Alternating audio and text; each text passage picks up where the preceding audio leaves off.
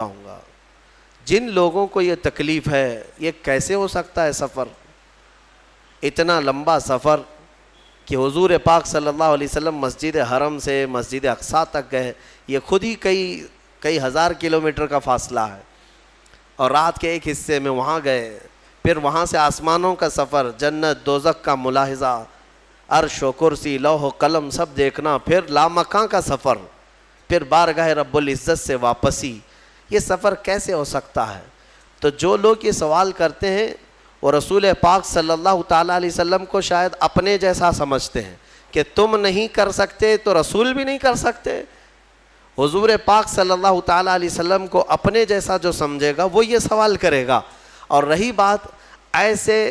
کم عقلوں کے جواب کے لیے ہی اس پارے کی شروعات میں ہی اللہ نے فرما دیا، سب کا منہ بند ہو جائے گا۔ جواب سنو،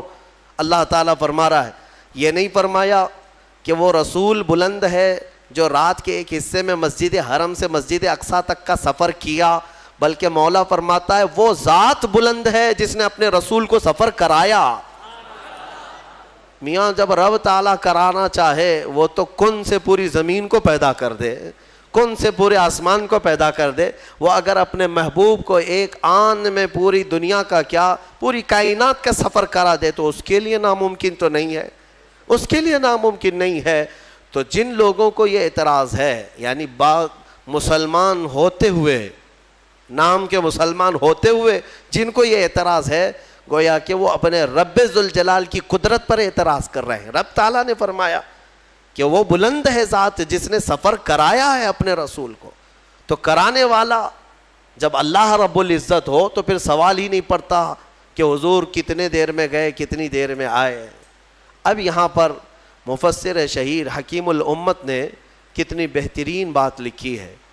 کہ اس سفر کی شروعات کو کن لفظوں سے بیان کیا جا رہا ہے، کہاں سے شروع ہو رہا ہے یہ پارا؟ سبحان الذی، سبحان۔ جب بھی کوئی اچھی چیز دیکھتے ہیں تو آپ کیا کہتے ہیں؟ ارے آپ کو بولے بغیر آپ نے سبحان اللہ کہا۔ آپ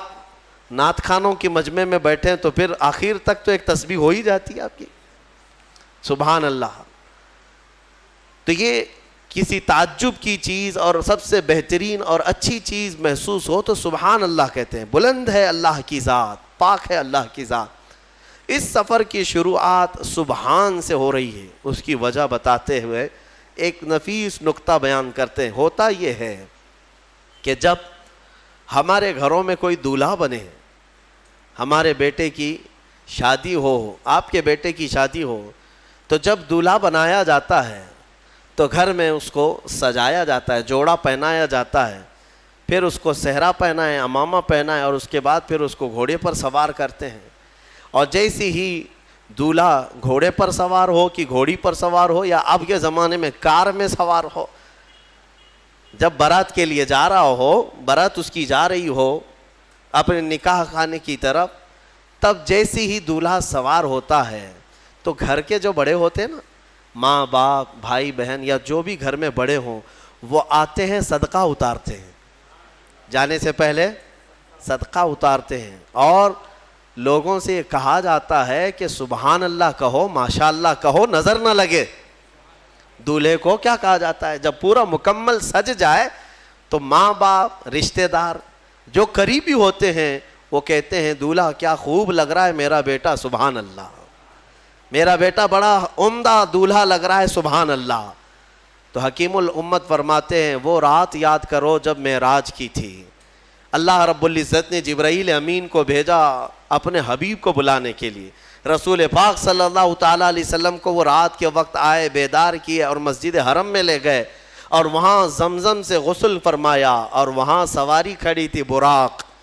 براق سواری پر میرے آقا صلی اللہ علیہ وسلم کو سوار کرایا گیا۔ اب جانا ہے بیت المقدس، جہاں 1,24,000 باراتی کی شکل میں انبیاء اکرام دولہے کے انتظار میں ہیں، دولہے کے انتظار میں ہیں انبیاء کرام علیہ السلام کہ وہ حسین دولہا آئے گا اور ہماری امامت کرے گا۔ تو اب یہ پوری کائنات کا حسین دولہا جب براق کی سواری پر سوار ہوتا ہے، وہاں کون تھا؟ یہ آمینہ کا در یتیم جب براق پر سوار ہوا ہے تو ماں بھی نہیں ہے کیونکہ ماں بچپن میں انتقال کر چکی، باپ بھی نہیں ہے، باپ پیدا ہونے سے پہلے انتقال کر چکے، دادا نہیں ہے، وہاں کوئی عظیم رشتہ دار نہیں ہے۔ جبرائیل امین نے سوار کیا براق پر، اور جب جانے کی باری ہوئی مولا نے فرمایا دنیا کے دولہوں کو ان کے گھر والے سبحان اللہ کہتے ہیں، میرا محبوب دولہا بنا ہے تو خود خالق کائنات کہتا ہے سبحان الذی اسریٰ بعبدہ، سبحان الذی اسریٰ بعبدہ، پاک ہے وہ ذات جس نے اپنے بندے کو سفر کرایا۔ اب اندازہ کرو ہمارے اور تمہارے لیے گھر کے ماں باپ اور چچے چچیاں سبحان اللہ کہیں، اور میرا محبوب وہ ہے جس کی سواری پر خود خالق کائنات سبحان کہے، اللہ خود سبحان کہے۔ عزیزان گرامی وقار، اس سفر کو جتنا بھی بیان کیا جائے وہ کم ہے۔ ہم بیان صرف اس لیے کرتے ہیں کہ ہمارے بچوں میں یہ سفر منتقل ہوتا رہے، اس لیے کہ بعد میں انٹرنیٹ کے بچے یہ انکار نہ کرنے لگ جائیں، کیونکہ انٹرنیٹ کے زمانے میں لوگوں کا ایسا لگتا ہے ٹائی سوٹ بوٹ والے ہی سارا دین لے کر کے آئے ہیں، باقی اولیاء کیا لے کر کے آئے ہیں۔ اب کے زمانے میں ایسی ہو رہا ہے۔ اسی لیے میرے عزیزوں، ہم اپنے ممبروں سے رسول پاک کے تمام معجزات بیان کرتے رہیں گے، انشاءاللہ ہماری نسلوں میں یہ منتقل ہوتے بھی رہے گا۔ حضور